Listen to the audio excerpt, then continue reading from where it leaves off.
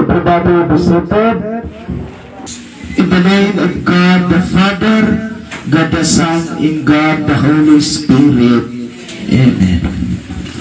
Good morning, everyone. And good morning also to our God Almighty, God Father, God Son, and God Holy Spirit. And also to our patron, St. John, to all the saints, the angels in heaven, the visible, invisible, the warriors, cherubims, martyrs, apostles, and the prophets.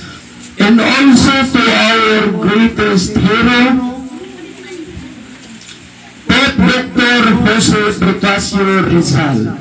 To all heroes in our Father of Faith, Pope Dr. Alejandro Silaca, Divine Master Dr. Lintumanay Clemente D. Rodriguez, the Apostles, General Apostle Reverend Macario B. Balhina, Apostle Reverend Rodolfo L. Balhina, the Bishops, Monsignor Gregorio Aglipay, Monsignor Melchor M. Anghag, and Monsignor Ramon Francisco, the Gondorza, Reverend Father Mariano Gomez, Reverend Father Jose Burgos, and Reverend Father Jacinto Zamora. Our Father of Philippine Faith Healers Association and our Father of Philippine Faith Healers Association Incorporated, Pope Dr. Master Johnny Sumbusi. And also to our ecclesiastical governor and general advisor, Eminence Governor Eduardo Jr. P. Rodriguez Bibi. Good morning, Governor. To our Siko Divine Master, Dato Lintunganay Joel M. Rodriguez. Good morning, Divine Master. To our Mother of Faith, Celeste P. Rodriguez, good morning. To our Divine Master San Francisco, good morning, Divine. To our Rabbi of Park, King James P. Rodriguez, good morning. The Eminence, good morning. Archbishops, good morning. Bishops, good morning. Most Reverend Bishop Ruel Mamak Rodriguez, BOP, good morning, Bishop. Monsignors, good morning. Monsignor Miguel de la Piña Tadio, good morning, Monsignor. Monsignor Isaac Cerce Tadio, good morning, Monsignor.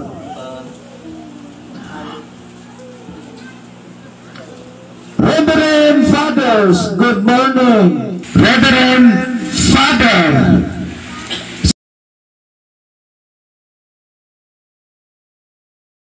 Cipriano Jr. Bakatan Sablada, good morning, Father. Reverends, good morning. Reverend Antonio Kiso, good morning, Reverend. Master, Senior Masters, good morning. Masters, good morning. Master Mario Rodriguez Sumawas, good morning, Master. Master Jaime Sale Anamio, good morning, Master.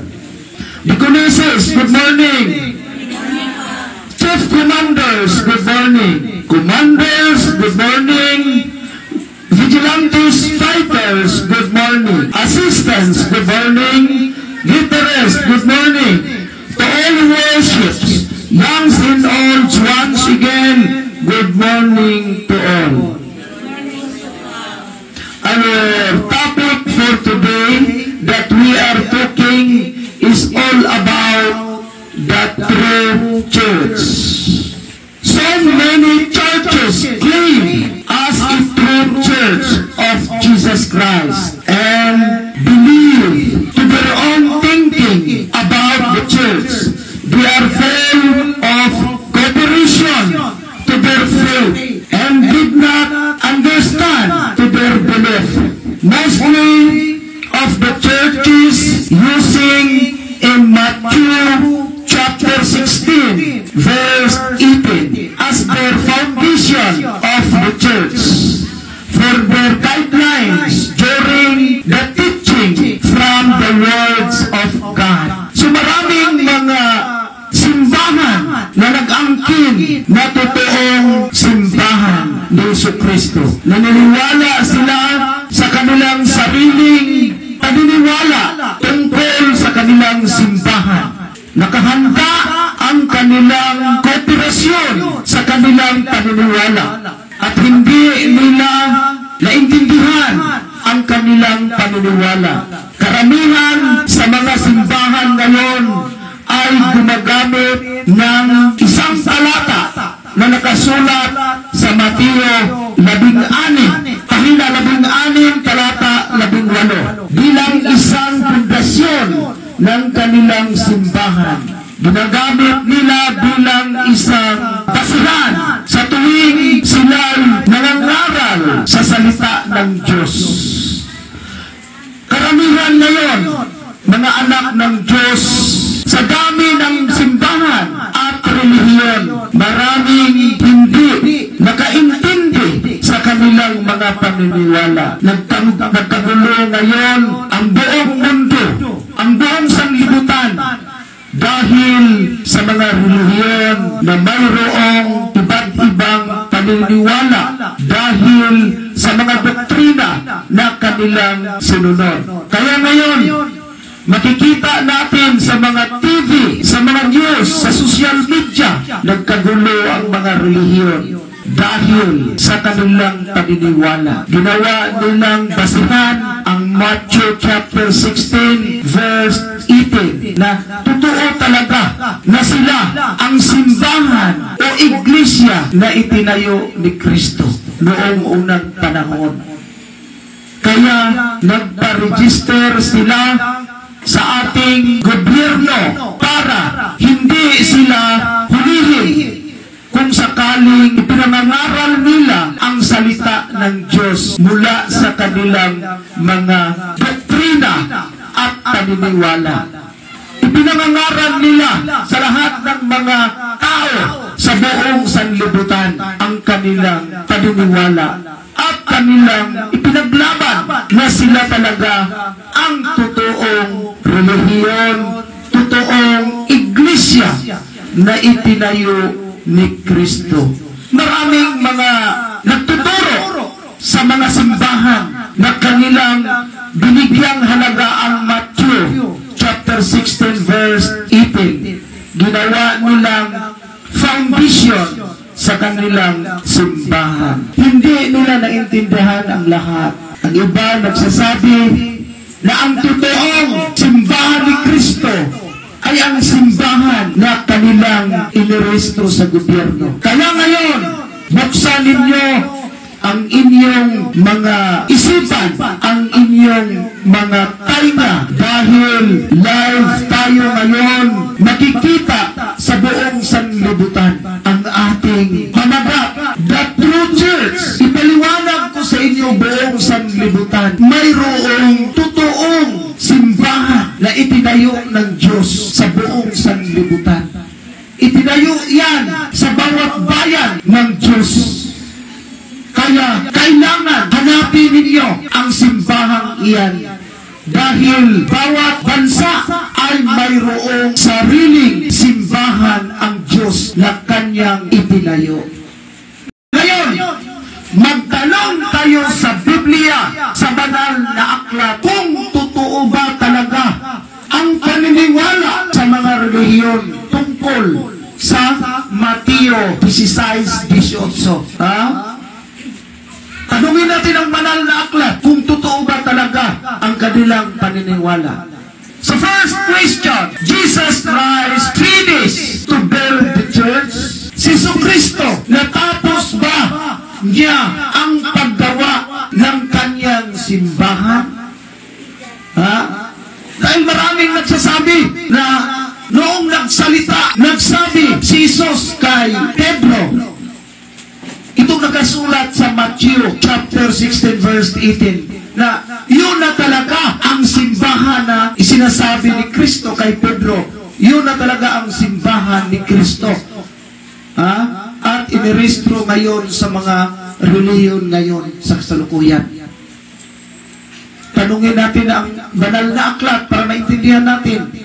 Jesus Christ finished to build the church. The Bible answered nothing. That is only Jesus pronounced to Peter to build the church. That is planning by Jesus to build the church. Ano ang sinasabi sa ating katanungan? Ano ang sagot? To our question, Jesus Christ finished to build the church. The Bible answer, hindi natapos ni Kristo ang kanyang simbahan noong siya'y nagsasabi. Wala pa siyang simbahan na itinayo. Yan lang ay isang sinasabi ni Jesus kay Peter na itatayo niya ang kanyang simbahan. Yan ay isang palatandaan na itatayo pa ang kanyang iglesia, ang kanyang simbahan. Yan ay isang salita ni Jesus. Mayroon siyang plano na kanyang itatayo ang kanyang simbahan. So basahin natin ang banal na aklat para ating maintindihan, para maintindihan sa lahat ng mga reliyon ngayon na nakinig sa ating live, para maintindihan na noong nagsasabi pa si Jesus, noong nagsalita pa si Jesus kay Pedro, hindi pa na itatayo ang kanyang simbahan o kanyang iglesia. Yung mga iniisip ng mga relihiyon ngayon sa kasalukuyan. So let us read in the book of Matthew chapter 16 verse 18. The Bible says, "And I tell you, you are Peter, and on this rock I will build my church, and the gates of hell shall not prevail against it." Tagalogin ko ito. "At sinasabi ko sa iyo, ikaw ay Pedro, at sa ibabaw ng batong ito ay itatayo ko ang aking iglesia, at ang kapangyarihan ng kamatayan ay hindi magtatagumpay laban sa kanya." Ipaliwanag ko ito. This sentence, this is future things. Hindi pa naganap, hindi pa nangyari. Sinasabi niya dito, Jesus says to Peter, "And I tell you, you are Peter, and on this rock I will build my church." Future things, meaning to say, not finished. Hindi pa natapos. That is only pronunciation by Jesus to Peter to build his church. Kaya ngayon maraming nagkagulo. Akala nila, noong nagsalita si Jesus, ay tapos na niyang itinayo ang kaniyang simbahan. Hindi naintindihan sa mga preacher o teacher in this Bible. In Matthew chapter 16 verse 18. This is future tense. Hindi pa na isagawa ni Kristo ang kanyang simbahan. Noong nagsasabi siya, nagsalita siya kay Pedro. At ang sinasabi dito, "And the gates of hell shall not prevail against it." Ang sinasabi dito sa banal na aklat, at ang kapangyarihan ng kamatayan ay hindi magtatagumpay laban sa kanya. Ang sinasabi dito na hindi magtagumpay ang kamatayan sa kanya, ipinahiwatig dito ay ang tungkol sa katawan ni Kristo. Ang katawan ni Kristo, ang kanyang sinasabi doon kay Pedro na ang kamatayan ay hindi makapananaig sa kanya. Sinasabi niya, "The gates of hell shall not prevail against it." So meaning to say, no more death. He is not dying at the time of happening.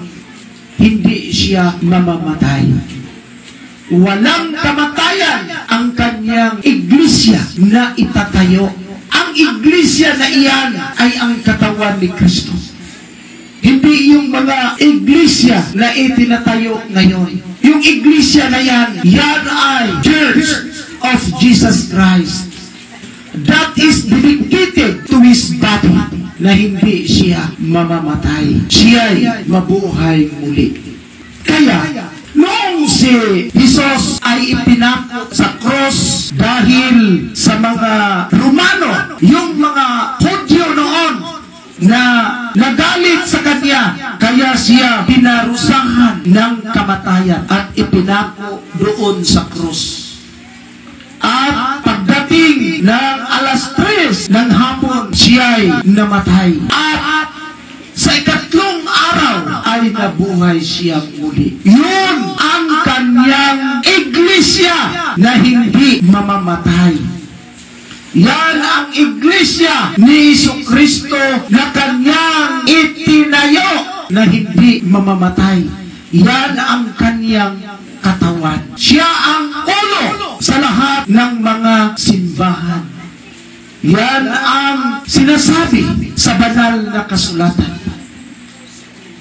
Kaya, huwag kayong maniwala. Intindihin ninyo buong sanlibutan ang Matthew chapter 16 verse 18. That is future tense.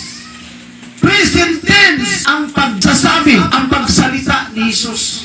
Pero yung tungkol sa iglesia, that is future tense, not past tense. Kaya maraming nagkamali. Noong nagsasabi si Jesus, wala pang iglesia na itinayo niya. Mayroong iglesia noon. Yung simbahan ng mga Hudyo. Yung nagsamba ng tinatawag na Sabado or Sabbath Day. Yun ang nagalit kay Jesus. Dahil si Jesus ay hindi sumunod sa araw ng Sabado. Yung tinatawag na Sabbath Day. Yan ay pamamahinga ng mga Hudyo noong unang panahon. Yan ay utos ng mga pari.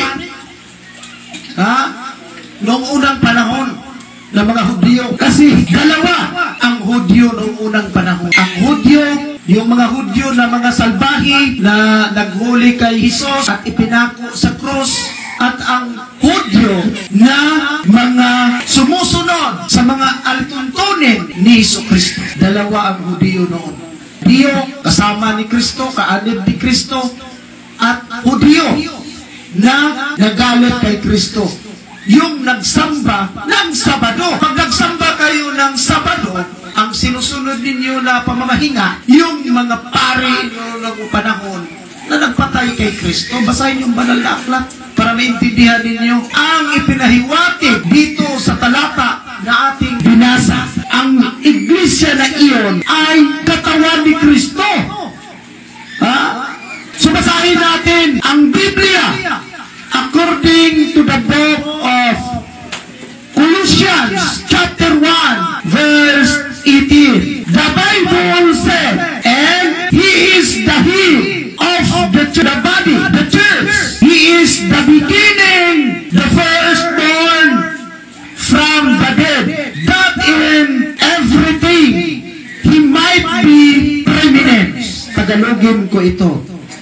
Siya ang ulo ng iglesia na kanyang katawan. Siya ang pasimula. Siya ang panganay na binuhay mula sa kamatayan upang siya'y maging pangunahin sa lahat. So sino yung sinasabi dito sa Matthew chapter 16 verse 18? Sinong nagsasabi? Sinong nagsalita? Si Jesus! Sino ang nabuhay muli mula sa kamatayan? Si Jesus ang ipinaliwanag dito sa Matthew chapter 16 verse 18. Yan ang katawan ni Kristo. The head of the church, the firstborn, the beginning church. Yan ang kanyang sinasabi dito sa banal na aklat. Katawan ni Kristo ang simbahan. Uulitin natin. And He is the head of the body, the church. Siya ang ulo ng iglesia na kanyang katawan. He is the head of the church in His body. So hindi tayo pwede na sabihin natin na yung simbahan natin na itinayo ngayon lang, wala na si Kristo. Sabihin natin, yan na ay kay Kristo. Ang simbahan na itinayo ni Kristo, yun ang kanyang katawan. Church of Jesus Christ. Yung Church of Jesus Christ, yan ang simbahan na sinasabi ni Kristo doon kay Pedro.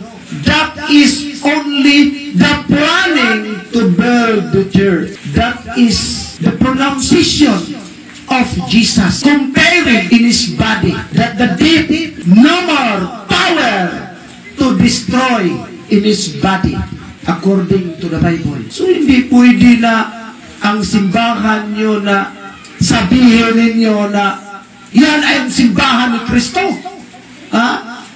Pag matapos natin ang ating title sa ating topic na ito, maintindihan ninyong lahat ang totoong simbahan. Dahil ang sinasabi dito sa Colossians chapter 1:18, and He is the head of the body, the church. He is the beginning. Meron bang simbahan dito, the beginning? Hanapin ninyo ang simbahan at the beginning and the end. Yan ang simbahan ng Diyos.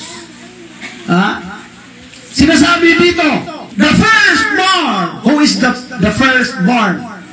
Our Savior, the Son of God, which is Jesus Christ. He is the firstborn from the dead. Who is alive from the dead? Di ba si Jesus? Si Kristo lang ang nabuhay muli mula sa kamatayan. He is the firstborn from the dead. He is the Son of God. He is the God the Father, sent by the Father, died by the angels to give us salvation in our souls. That is the true church. The Bible says that everything He might be preeminent upang siya'y magiging pangunahin sa lahat. Who is the firstborn? Jesus Christ. Who is the head of the body? Which is the church. Church of Jesus Christ. That is the planning of Jesus to build the church. And Peter, ano si Pedro? Peter, he gave Peter to witness during the build of the church, which is the body of Jesus Christ. So pwede ba natin sasabihin na ang ating simbahan na ang totoo? Hindi pa naitayo ang simbahan iyon noong nagsasabi pa si Jesus. Wala pang simbahan na itinayo ni Jesus dahil siya'y buhay pa. Alam niyo, noong nagdala si Jesus, noong ipinangaral niya ang salita ng Diyos, minsan doon siya nagtuturo sa mga punong kahoy. Doon ang mga tauhan nakinig sa kanya, sa kanyang pangangaral sa ilalim ng mga punong kahoy. Minsan, pumasok siya sa simbahan ng mga Hudyo noong unang panahon at mangaral. Dahil wala siyang sariling bahay sa bahan noong unang panahon. Yun ang tandaan, yun nakasulat yan sa banal na aklat. Nagalit pa si Jesus noong pumasok siya sa templo at nakita niya ang mga tao na doon nagbintahan ng kanilang mga kagamitan. Nakita niya doon na maraming bumibili ng kahit anong mga bagay at maraming mga makasalanan na mga tao. Ginawa nilang tindahan ang harapan ng simbahan. Kaya nagalit si Jesus at kanyang itinapon ang mga bagay na kanyang hinawakan. At nagalit siya at pinalayas niya ang mga tao doon na nasipagtinda ng mga kahit ano-anong mga paninda. Nagalit siya. Pinaalis niya.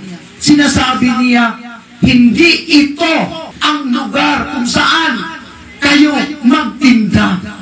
Ito'y bahay ng Diyos. Kaya bigyan ninyo ng halaga at respeto. Nagalit siya. Hindi yun simbahan ni Kristo. Simbahan yun ng mga Hudyo noong unang panahon. At doon siya nangangaral minsan nang siya'y umuwi.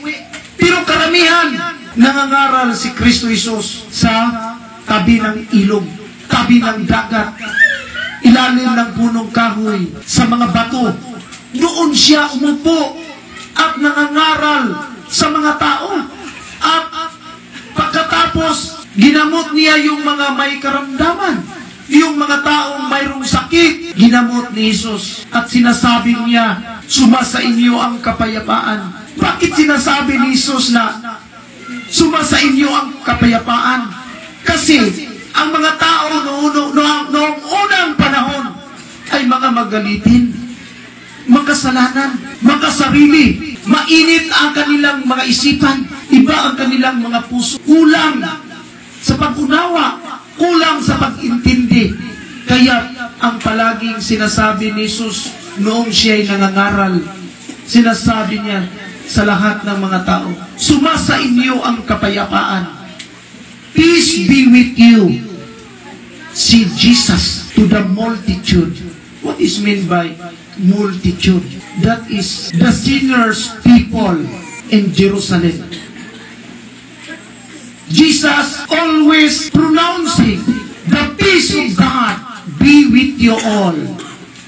That is, see Jesus. Ang ibig sabihin niyan, ang kapayapaan ng Panginoong Diyos ay sumasa inyo at pagpalain kayo ng Diyos na Ama. Kaya ngayon, nagkagulo ang buong mundo dahil sa mga itinuturo ng mga relihiyon na malaking kamalian. Parang ginawa nilang sinungaling ang kanilang sarili. Naitayo ang kanilang simbahan bago pa lang. Sabihin na nila, yun ang simbahan na itinayo ni Kristo noong unang panahon. Sinasabi dito sa banal na aklat, they are lying teacher of God. They are always pronouncing the lies words according to this Bible. Sinasabi dito sa banal na aklat, hindi pa naitayo. Dahil mayroong simbahan ang Diyos. Noong hindi pa si Kristo dumating, mayroon na siyang simbahan na kanyang ibinigay sa kanyang mga propeta noong unang panahon. Kaya nagkagulo noon. Pagdating ni Kristo, itinayo niya uli. Pero noong nagsabi pa siya, nagsalita siya kay Pedro, hindi pa yun natapos. Not yet finished. Hindi pa tapos. Bakit sasabihin sa iba na natapos na? Hindi. Hindi pa tapos. Dahil hindi pa siya ipinako sa krus at hindi pa siya nabuhay muli.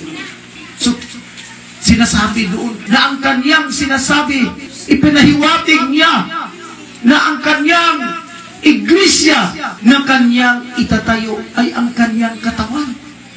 Na kahit na ang kamatayan ay hindi makapananaig sa kanya. He is the firstborn. He is the head of the church. Hindi makapanaig sa kanya ang kamatayan. Yun ang ating binasa sa Colossians chapter 1 verse 18. Ang katanungan, what is the true church? Ano ba talaga ang totoong simbahan? Ano ba talaga, Panginoong Diyos, ang totoong simbahan na iyong itinayo? Mula the beginning and the end. Mula the first and the last. Tanungin natin ang banal na aklat. Buong sanlibutan. What is the true church? Ano ba talaga ang totoong simbahan? The Bible answer, Church of the living God. Ano raw? Simbahan sa Diyos na buhay. Church of the living God. That is the first church of God. Yun ang totoong simbahan sa buhay na Diyos. Sino man ang buhay na Diyos? God the Father, God the Son, which is Jesus Christ, ang nabuhay muli. Yan ang totoong simbahan. Church of the living God. Simbahan o iglesia sa buhay na Diyos. Sino ang buhay na Diyos? Si Jesucristo hindi namatay. Yan ang tandaan ninyo para hindi magkagulo ang inyong mga isipan buong sanlibutan. Dahil hindi kayo nag-aral ng maayos banal na aklat, hindi ninyo maintindihan. Pero ipaliwanag ko sa inyo, buong sanlibutan, ang mas mabuti, ang mas maganda, mayroon tayong simbahan, mayroon tayong relihiyon. Pero, kailangan, huwag tayong sobrang magturo kahit na kasinungalingan. That is big sins in our faith. You are the one. Temptation in your brothers and sisters. Because you are feeling alive. Your words are not true. Because you will not know in your pronunciation about the words of God. Malaking kasalanan yun. Kaya, tanungin natin ang banal na aklat. Kung sino kung ano ang totoong simbahan. Ang Biblia sumagot sa atin. Ang simbahan sa buhay na Diyos. Sino ang buhay na Diyos? Ang Diyos Ama. Sino ang buhay na Diyos na nabuhay muli? Ang Diyos na Anak, si Jesucristo. So kailangan maintindihan natin kung ano yung nakasulat sa banal na aklat. So let us read in the book of 1 Timothy chapter 3 verse 15 to 16.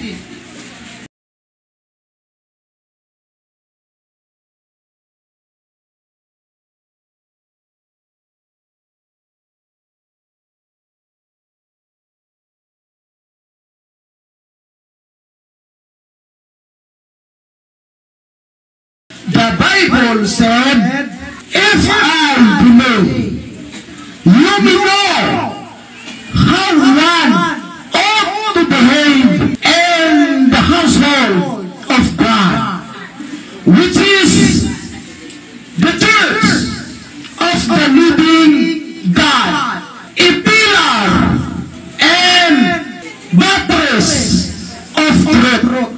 Great ended we confess is the mystery of godliness.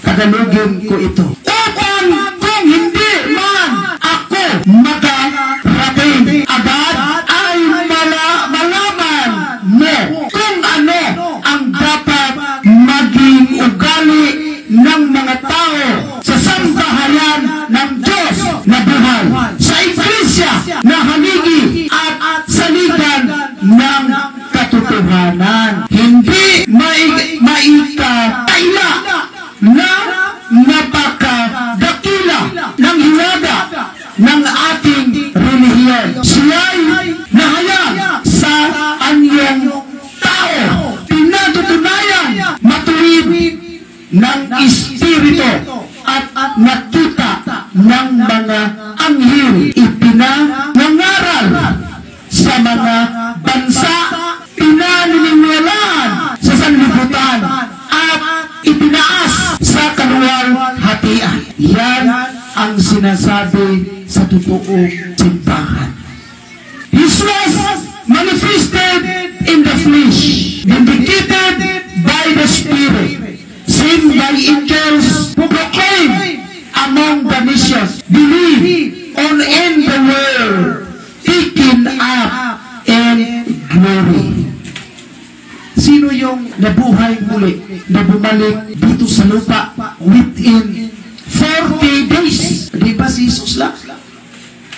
40 days, Jesus teaching to His disciples to prepare their missions, to go in all the nations, to preach the gospel anywhere. Kahit saan, ipangangaral sa buong sanlibutan ang salita ng Diyos. Sino ang kanyang inutusan? Ang kanyang mga disipulo. Nag-umpisa ang simbahan ni Kristo in the year 30 AD. 30 AD. Yun ang unang niyang pagpaliwanag sa mga tao. Pero hindi ba niya itinayo? Yun pa lang ay isang plano. Plano pa lang yan. Dahil wala pang misyon noon. Naitayo ang simbahan ni Kristo na sinasabi niya sa kanyang mga disipulo. 34 AD. Hindi si Pedro ang mayroong kasagutan sa kanyang iglesia na itinayo noong 34 AD. Dahil yung sinasabi niya kay Kristo na, ibibigay ko sa iyo ang susi sa kaharian ng langit. Susi sa kaharian ng langit. Yun ay isa lang na palatandaan na kung sino man yung gumawa ng katuwiran ay siyang makaakyat sa langit. Pero yung mga tao na suwail at hindi sumunod sa kalooban ng Diyos ang siyang itatapon doon sa impyerno.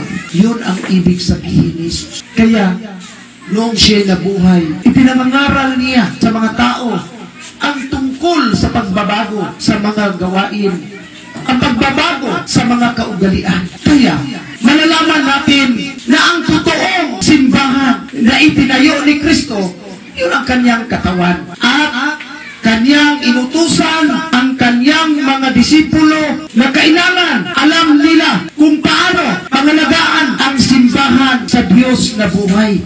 Sino ang Diyos na buhay? Di ba si Kristo?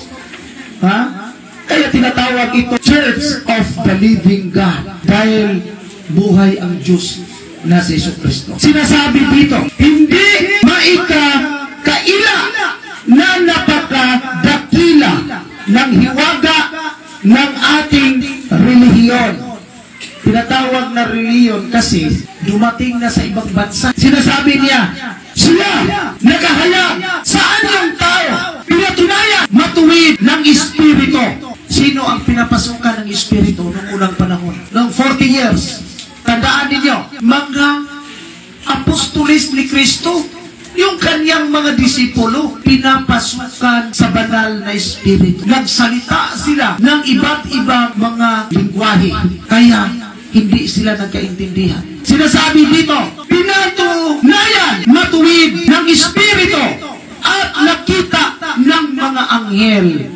So many angels observing to the disciples of Jesus the entering of the Holy Spirit. So there is the angel to witness of their spirit. So sinasabi dito, at nakita ng mga anghel, ipinangangaral sa mga bansa, pinaniniwalaan sa sanlibutan, at itinaas sa kaluwalhatian. Sino ang nag-utos? Anghel din, itinaas sa kaluwalhatian. Sino ang itinaas sa kaluwalhatian? Si Jesus Christ, itinaas siya. Jesus Christ, rise again from dead, rise again to heaven. Siya lang ang itinaas. Kaya, ang relihiyong ito, wala doon sa Jerusalem na itayo. Na itayo yan ang simbahan ng Diyos na buhay ay sa tinatawag na New Jerusalem. Where is the New Jerusalem? Yan ang inyong hanapin kung saan ang bagong Jerusalem. Doon itinayo ni Kristo ang kanyang relihiyon. Hindi pwede tawaging relihiyon ang simbahang iyan kung hindi maidala o makapunta doon sa ibang bansa, sa ibang bayan. Tawagin niya na relihiyon kung nandun na ipinangangaral sa ibang bayan. Kung sa lugar mo lang, hindi pa nakarating doon sa ibang bayan, hindi yan relihiyon. Hindi yan relihiyon. Sekta lang yan. That is religious organization, religious association. Kasi hindi pa nakarating doon sa ibang bayan. Hindi yan pwedeng tawaging relihiyon. Ang pwedeng tawaging relihiyon, itong nakasulat sa sa 1 Timothy chapter 3 verse 15 to 16. Church of the Living God. Dala yan at mga apostolis ni Kristo. Tandaan nyo yan. Magtanong tayo sa banal na aklat. Ano ang sinasabi dito? Ha? Jesus commanded to His disciple noong nandun pa siya sa 40 days. Nag-utos ba si Kristo sa kanyang mga disipulo? Tanungin natin ang banal na aklat para malaman natin. The Bible answer, yes, Jesus commanded to His disciple to teach and baptize in the name of the Father, the Son, and the Holy Spirit. Yun ang utos ni Kristo. You preach the gospel throughout the whole world. Teach them, baptize them in the name of the Father, the Son, and the Holy Spirit, guided by the Holy Spirit, the Spirit of God. Yan ang unang relihiyon na itinayo ni Kristo in the year 34 AD. 34 AD na itayo ang totoong relihiyon dala ng mga apostolis. Hindi si Pedro ang nangangaral. Yan ay si Apostol Filipe ang unang nagdala sa misyon na sinasabi dito sa banal na aklat na itunuturo ng Panginoong Diyos, na sinasabi niya dito na ipanangaral sa mga bansa, pinaniniwalaan ng sanlibutan at itinaas sa kaluwalhatian. Yan ang simbahan na inutos ni Kristo sa kanyang mga disipulo. Ilan bang disipulo? Labing isa. Napalitan ng isa, 12 na. Kasi 2 Judas. Mayroong Judas Iscariote. Mayroon ding Judas Tadeos. Mabuti tayo. Mayroon tayo dito mga obispo na Tadeo. From the words Tadeus, that is the family of the disciple of Jesus. Tadeus. Next, Jude. Pangalawang Judas. Kaya mayroong naipalit, mayroong hinalili sa Judas na Iscariote. Kaya maintindihan sa buong sanlibutan na si Jesus ay nagtuturo sa buong sanlibutan na ipangangaral ang salita ng Diyos at binyagan nila ang mga tao sa ngalan ng Ama, ng Anak, at ng Espiritu Santo. So let us read in the book of Matthew chapter 28 verse 19 to 20. The Bible said, "Go therefore and make disciples of all the nations, baptizing them in the name of the Father, and of the Son, and of the Holy Spirit, teaching them to observe all that I have commanded you. And behold, I am with you always to the end of the age." Tagalogin ko ito. Kaya, humayo kayo, gawin ninyong alagad ko ang mga tao sa lahat ng mga bansa. Bautismuhan ninyo sila sa pangalan ng Ama at ng Anak at ng Espiritu Santo. Turuan ninyo silang sumunod sa lahat ng inutos sa inyo. Tandaan ninyo, ako'y laging kasama ninyo hanggang sa katapusan ng panahon. So meaning to say, Jesus be with thee until the end of the age. Walang katapusan. Sumama sa kanila si Jesus through the Spirit, through the Holy Spirit, by His power. Be with them, to the disciple of Jesus. Sinasabi dito, kailangan magtuturo tayo sa salita ng Diyos at bibinyagan natin ang mga tao sa sangalan, sa pangalan ng Ama, ng Anak, at ng Espiritu Santo.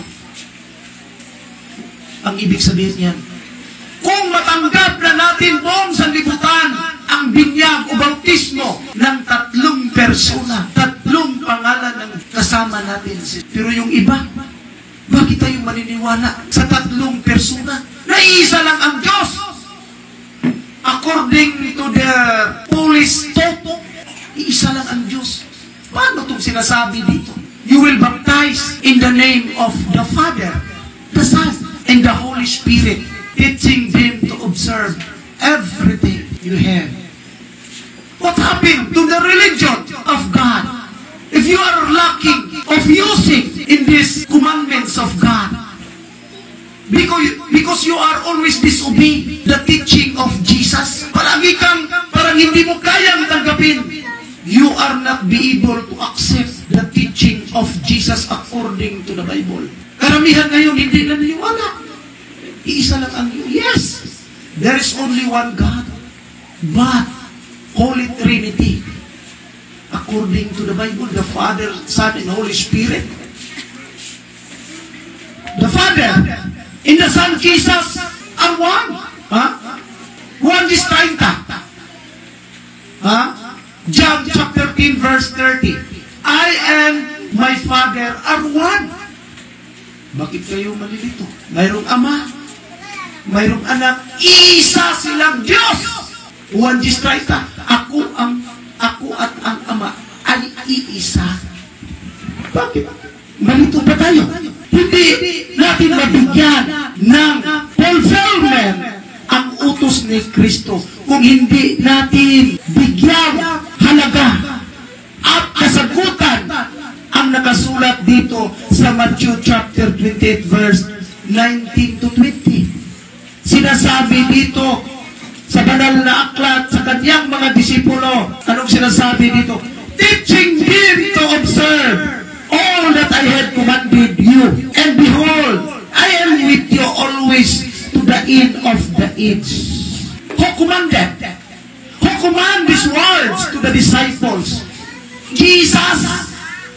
Utos yan ng ating Panginoong Kristo na kailangan sundin natin. You have to follow the commands of Jesus for the fulfillment of the mission. Dahil ang simbahan, ang reliyon ng Diyos na buhay na itinayo sa bagong Jerusalem ay ang 3 persona. Dala ni Apostol Filipi in the year 34 AD. Kaya ang nagiging pinuno ng unang misyon sa buong sanlibutan ay si Apostol Filipi in the year 34 AD. Nakarating sila sa isang lugar na mayroon silang palatandaan, isang star na kanilang sinundan. Yan ay utos ng mga anghel sa kanila bilang isang kautusan ni Kristo. Ipangangaral ninyo sa buong sanlibutan. Kaya umayo ang lahat ng mga apostolis ni Kristo. Nakapunta sila sa ibang bayan na walang katao-tao. Ang bayang iyan, tinatawag yan sa Aramaic words, Mararka country, Mararka island. From the Latin words, Mararka. Doon sila nakarating ang mga apostolis ni Kristo. Tandaan ninyo, noong si Kristo'y buhay pa, ano ang sinasabi ni Kristo sa kanyang mga alagad? Huwag kayong malungkot, huwag kayong mabalisa. Pupunta ako sa Ama. Pagkatapos, babalik ako agad. Kung nandun na ako, dadalhin ko kayo. Mayroon na akong inihanda na lugar kung saan doon ko kayo dadalhin.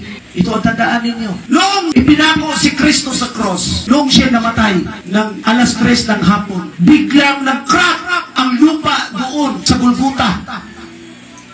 Yung Golgotha, that is Latin words. Golgota. Nag-crack ang buong templo. Pag-crack, pumutok ang mga bulkan. Nagkaroon ng earthquake, yung tinatawag na lindol. Nagkaroon. Natakot ang mga sundalo. Nakapagsalita sila. Totoo pala siya ang Diyos na ipinadala dito sa sanlibutan. So many soldiers feeling repentance to their sins. Nagsisisi sila sa kanilang ginawa. Ang iba, hindi na bumalik doon. Lumaya sila.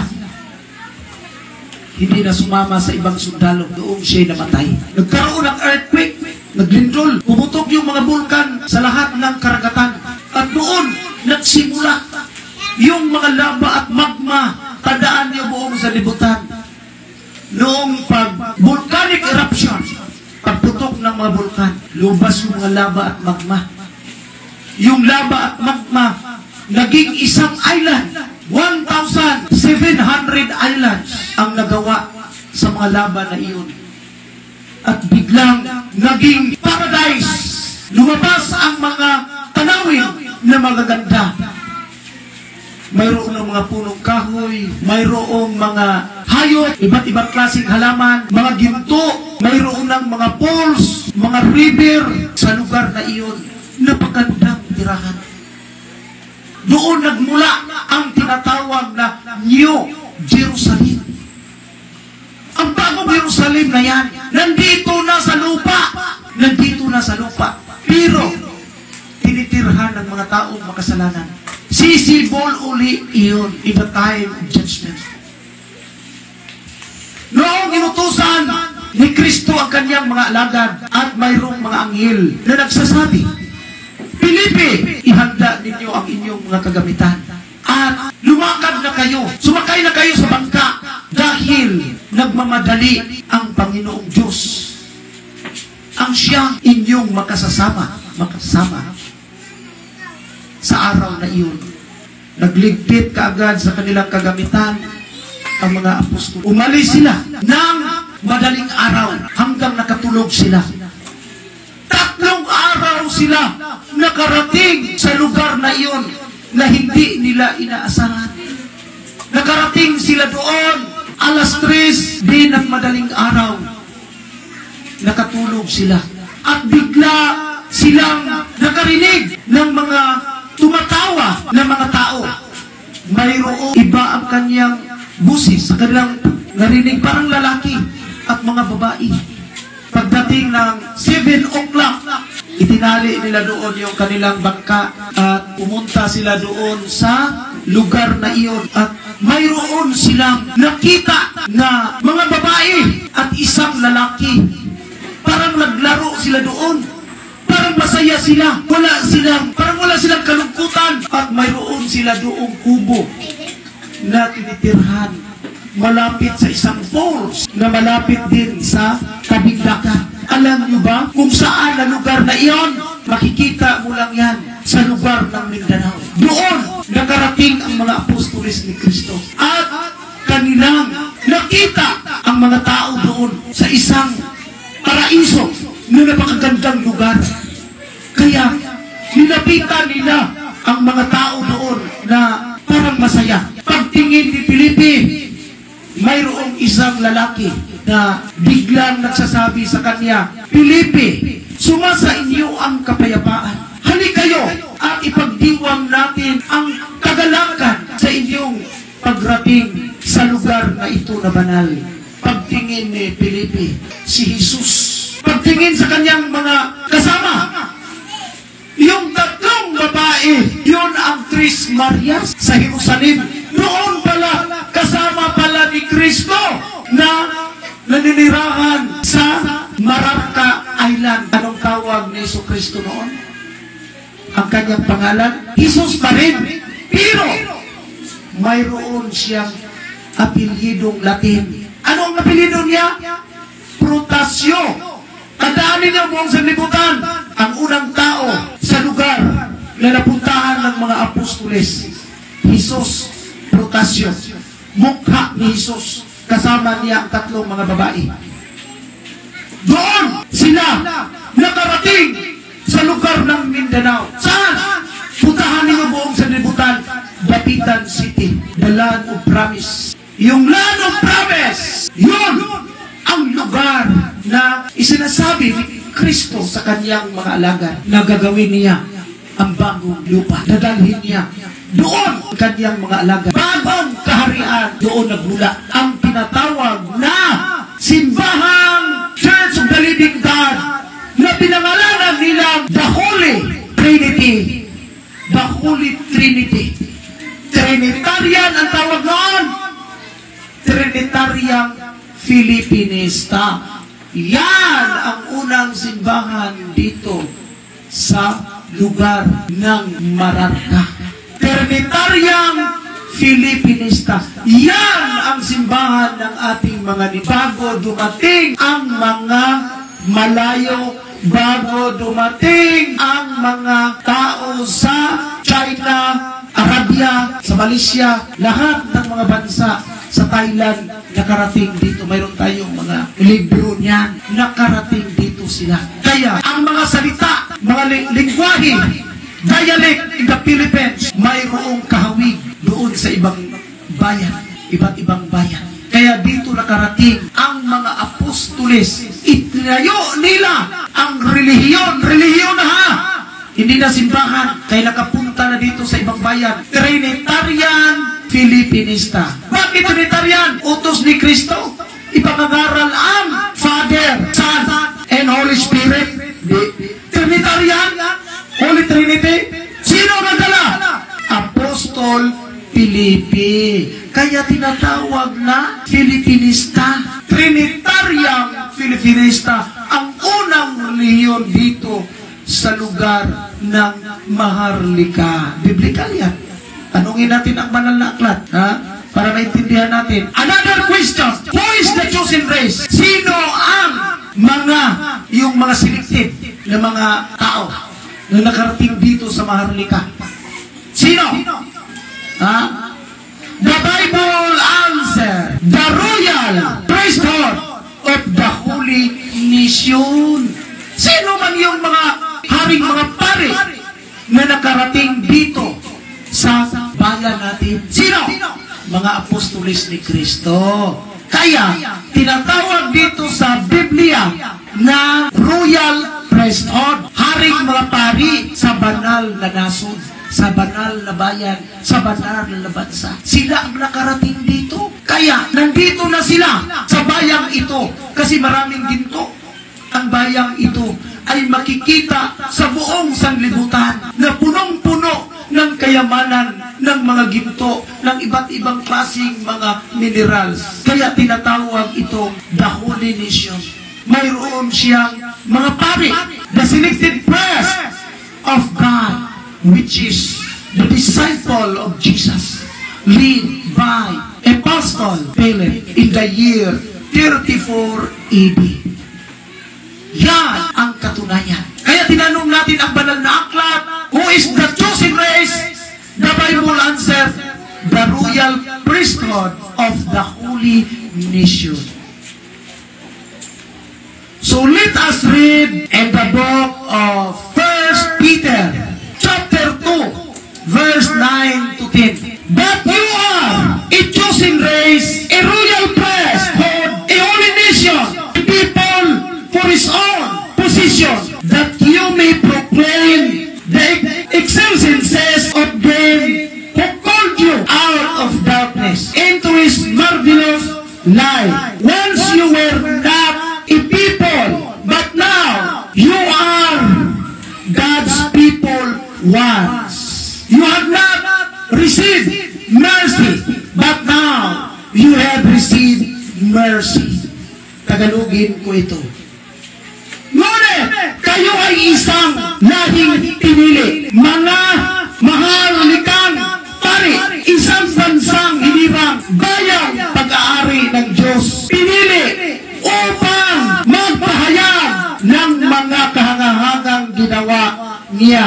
Siya ang tumawag sa inyo mula sa kadiliman patungo sa kanyang kahangahangang kaliwanagan. Kayo hindi bagaman, hindi bayan ng Diyos noon. Ngayon, kayo'y bayang hinirang niya. Noon ay hindi kayo nakatanggap ng habag Ngunit ngayon, tumanggap na kayo ng kanyang habag. Anong tawag sa lugar na ito?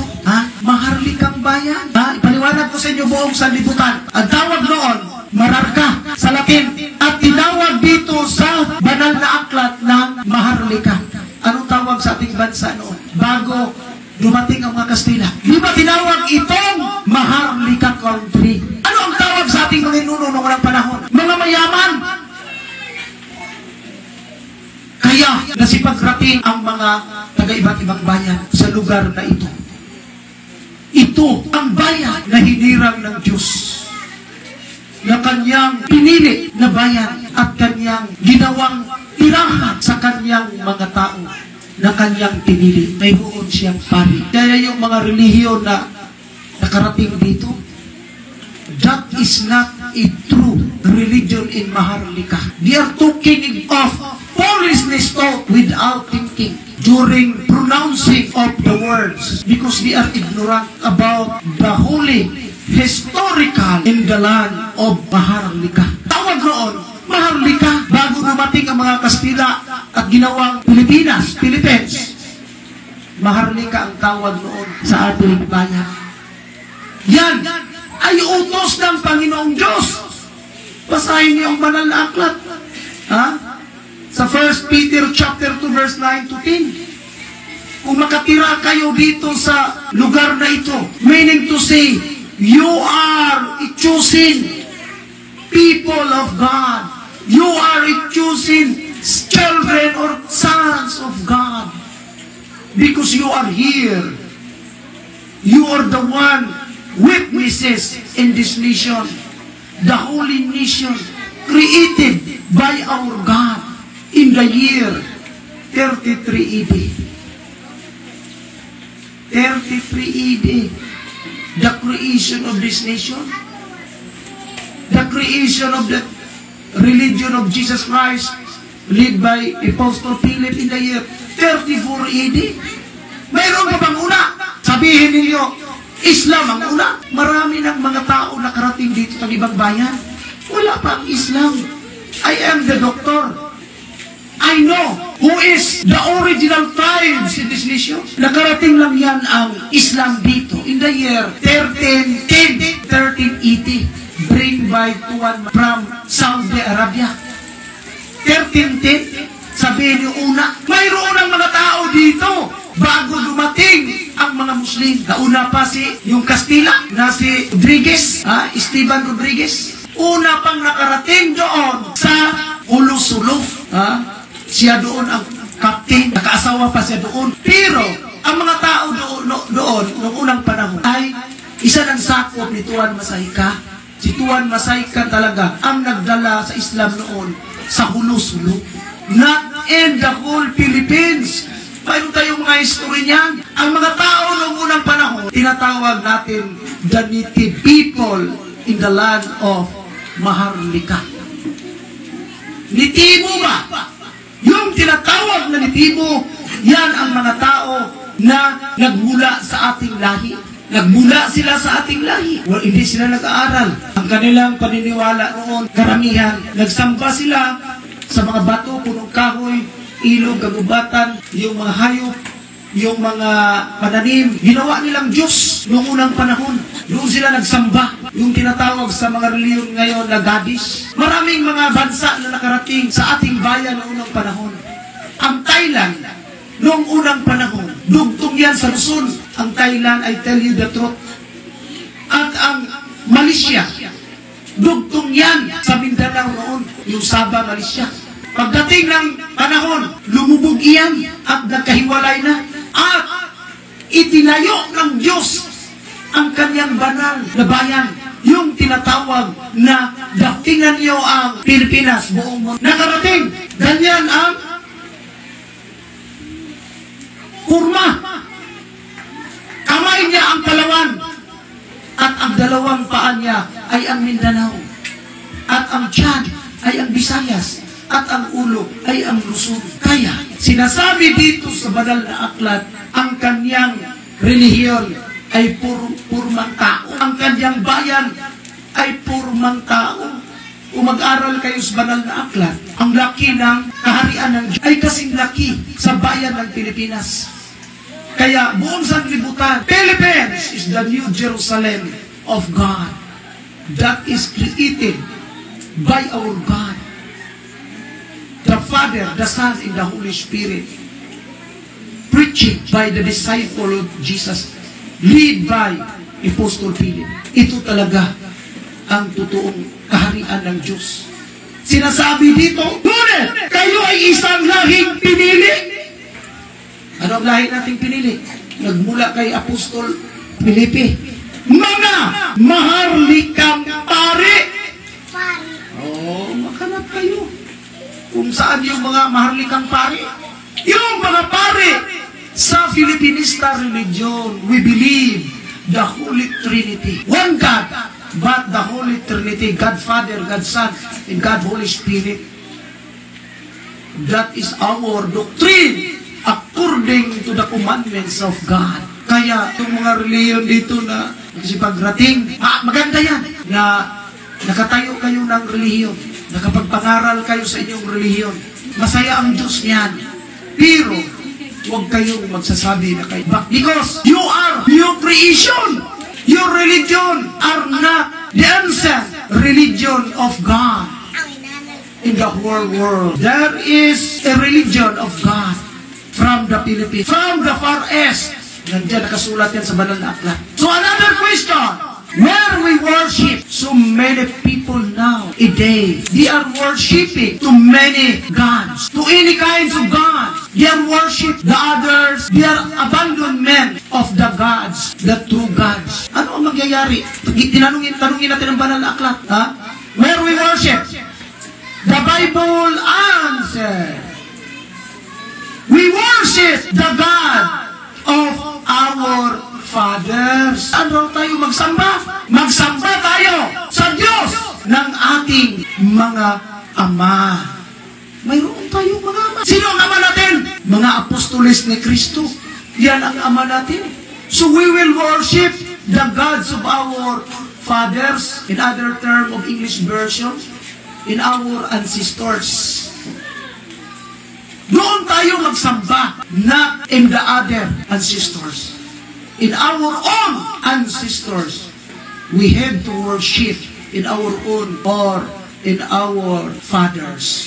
So let us read in the book of Acts chapter 24, verse 14. The Bible said, but this I confess to you, that according to the way which they call a sect, I worship the God of our fathers, believing everything laid down by the law and written in the prophets. Tagalogin ko ito.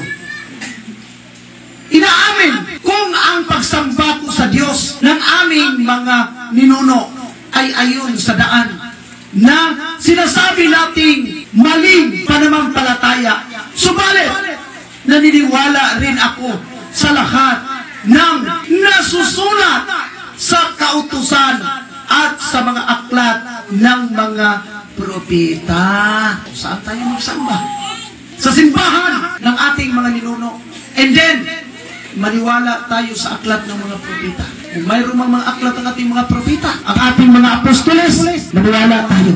Dahil yan ang kautusan ng ating Panginoong Diyos. So ang ibig sabihin niyan, tanggap tayo ng kung magdasal tayo, tayo'y manalangin sa ating Diyos na Ama, Diyos na Anak, Diyos na Espiritu Santo.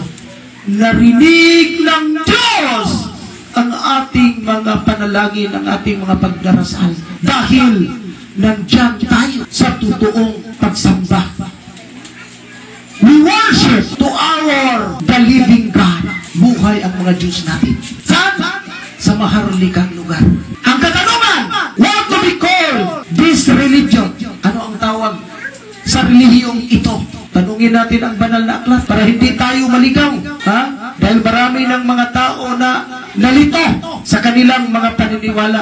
Tanungin natin ang banal na aklat para malaman natin kung ano ang tawag tinatawag sa relihiyong ito? Ang katanungan, what do we call this religion? The Bible answer, pure religion is this. Anong tinatawag na pure? In other term of English version, genuine religion is this. Original religion is this. True religion is this. Yan ang totoong relihiyon ni Kristo. Pure religion.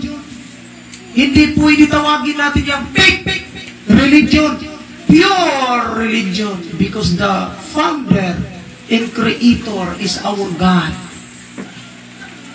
So let us read in the book of James chapter 1 verse 27. The Bible said, religion that is pure and undefiled before God the Father is this, to visit orphans and widows, their affliction, and keep oneself unstained from the world. Tagalogin ko ito. Ang relihiyon na dalisay at walang dungis sa harap ng ating Diyos at Ama ay ito pagtulong sa mga ulila at sa mga byuda sa kanilang kahirapan at pag-ingat sa sarili upang huwag mahawa sa kasamaan ng mundong ito. So ano ang sinasabi dito sa banal na aklat? Ito raw ang relihiyon ng banal, matuwid, walang kasalanan dahil inutusan ang mga tao na gumawa ng mabuti. This is the holy religion, banal na relihiyon. Tinuturuan kayo na huwag gumawa ng mga kamalian. Huwag palaging gumawa ng kasalanan. Dahil nandito kayo sa totoong relihiyon na itinayo ng Diyos. In the year 34 AD, dala ng mga apostolis. Ang namuno si Apostol Felipe. Kaya, tinatawag ang ating relihiyon pure or genuine religion. Bakit tawagin natin pure in genuine religion? Tinatawag yan na genuine religion dahil nasa batas na ngayon. International law of religion. Every nation must have its own religion. Bawat bansa ay mayroong sariling relihiyon. Dito sa Pilipinas, ang relihiyon Filipinista in the year 34 AD. Kaya yung mga nandyan sa Facebook, YouTube, mga mali-mali yung mga haka-haka nyo dyan, baguhin nyo yan because you are ignorant. So you are exempted in your pronunciation because you will not know the truth. Now, there is a truth. If you are listening in this gospel, you can receive the truth from the power of God according to the scripture. Yan ang international law of religion. Dahil pagdating ng panahon, mayroon na tayong batas, isang bansa, isang diwa, isang relihiyon. Wala nang relihiyon dito sa Pilipinas. Pauwiin yan. Kung saan yan nagmula, balik kayo doon dahil may batas. Pagdating ng sandilo, return to your own country where your religion belongs. Saan ka babalik? Sa bansa kung saan nagmula ang iyong relihiyon. Kung mayroong mga Pilipinong kaanib doon, kasama ka doon. Palayasin ka dito sa bansang Pilipinas. Dahil ang relihiyon mo ay hindi relihiyon ng ating mga ninuno. Ang ibig sabihin yan, you are a traitor in your own religion in the Philippines. You are disobeying the international law of religion. You are against the law in your country. Kaya tanungin natin ang banal na aklat para maintindihan natin. What is the sign of the true religion? Hanapin ninyo kung ano ang sign sa totoong relihiyon. The Bible answer, the true religion in the Philippines raise a signal of the nation. There is a signal of the nation. What is the signal of the nation? The Philippine flag in our nation. So let us read in the book of Isaiah, chapter 11, verse 12. The Bible said, He will raise a signal for the nations and will assemble the banished of Israel, and gather the dispersed of Judah from the four corners of the earth. Tagalogin ko ito. Magbibigay siya palatandaan sa mga bansa at titipunin niya ang mga anak ni na Israel at Juda na itatapon sa ibang lupain. Papauwiin ang mga nangalak na anak ni Juda mula sa apat na sulok ng daigdig. Piaw muna. Ha? Anong sinasabi dito sa banal na aklat? Mayroong mga pamilya tayo na parang pinaalis doon sa Israel at sa Juda. Sinasabi dito, magbibigay siya ng isang palatandaan sa mga bansa at titipunin niya ang mga anak ni na Israel at Juda at itinapon sa ibang lupain. Anong tawag dito? Ibang lupain. Hindi ito Israel noon. Bagong Israel ito. Bagong lupain. Kaya pumunta dito ang mga Israelita, yung mga apostolis. Ano ang nangyari sa mga tao? Marami na ngayong mga nalito. Bakit? Ang simbahang iyang Pilipinista. Bakit? Mayroong flag. Bawat bansa, mayroong bandila. Mayroong flag. Every nation, there is their own flag. In the Philippines, the pure religion in the Philippines, the Filipinista religion, we are rising to the Philippine flag. Inside, in our nation, malalaman niya na ang bansang iyan, ito ang bansang Pilipinas. Dito naninirahan ang mga Pilipino. Ito ang palatandaan na nandito tayo sa totoong bansa, sa totoong relihiyon. Dahil nakasulat yan sa banal na aklat, nandito yung mga tauhan mula sa Israel at Juda. Dito na naninirahan. Utos yan ng Panginoon Diyos. Ang gobyerno ng United Nations magsasabi, International Law of Religion. What is your religion? My religion, Filipinista. Because my nation, Philippines. My tribe, Filipino. So anong ibig sabihin yan? Ang bansa natin, Pilipinas, ang reliyon natin, Filipinista, tayo ay mga Pilipino.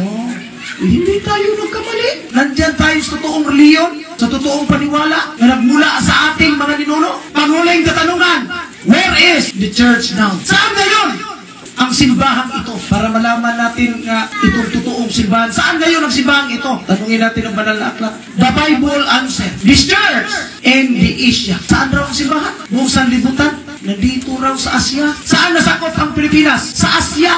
Philippines is belong in the Asia. Mayroon tayong Asian Association. Isa tayo dyan. Dahil nakasulat yan sa banal na aklat ang katotohanan para hindi tayo maligaw. So let us read in the book of Revelation chapter 1 verse 4 to 8. The Bible says, John to the 7 churches that are in Asia. Narinig na natin.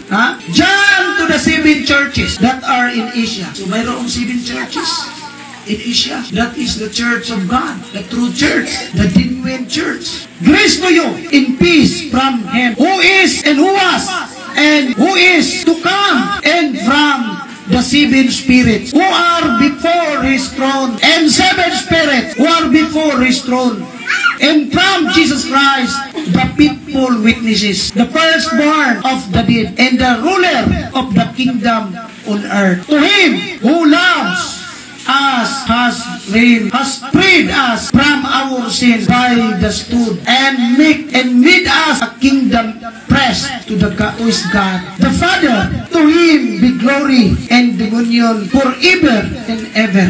Amen. Behold, He is coming with the cloud, and every eye will see Him. Even those who will persist in all tribes of the earth will on account Him. Amen. So amen. I am Alpha and Omega, says the Lord God, who is, who was, and who is to come, the Almighty. Very clear the explanation of the Bible. The church in Asia, church of Jesus Christ, His name, Alpha and Omega. The true church of God, Alpha and Omega, Church of Jesus Christ Incorporated. Kaya buong sanlibutan, malapit na ang hukom. Kaya magbago na kayo. Hanapin ninyo ang totoong simbahan, ang totoong relihiyon para matanggap ninyo ang kaligtasan. Sana naintindihan ninyo ang lahat. Ito ang inyong lingkod ng Diyos na nagtuturo sa katotohanan sa buong sanlibutan. Dr. Apostol Reverend Eduardo M. Rodriguez D.G., Doctorate of Theological Philosophy, Doctor of Minister, Filipinista Pope, Supreme Executive Bishop. Pagpalain kayo ng Diyos. At sana naintindihan ninyo ang ating topic. Yan lang. Maraming salamat sa lahat. Uulitin ko, magandang tanghali. In the name of God the Father, God the Son, and God the Holy Spirit. Amen. Pagpatuloy natin ang ating banal na